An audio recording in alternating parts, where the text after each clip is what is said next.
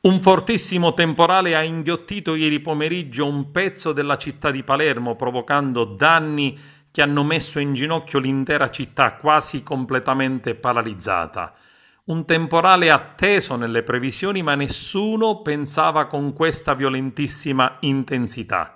Non si hanno ancora notizie della scomparsa delle due persone travolte dalla furia dell'acqua, segnalate da un camionista che ha raccontato di aver visto i due, un uomo e una donna, travolti dalla violenza dell'acqua sotto il ponte di Piazzale Einstein.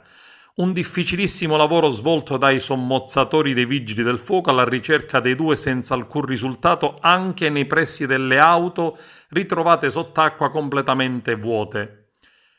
Ancora oggi nessuna denuncia di scomparsa presentata alla forze dell'ordine fa sperare che i due possano essere rientrati a casa sani e salvi. Il lavoro della protezione civile è andato avanti per tutta la notte alla ricerca di eventuali dispersi. Le immagini descrivono una intera zona completamente allagata che ha causato anche allagamenti in tutta la città. Decine di auto sono rimaste impantanate sulle vie principali ed anche vicino agli ospedali civico e policlinico. Lunghissime le code in viale Regione Siciliana per i sottopassaggi allagati. Più di 1 metro di pioggia è caduta su Palermo in meno di 2 ore, la pioggia più violenta nella storia della città dal 1790, pari a quella che cade in un anno.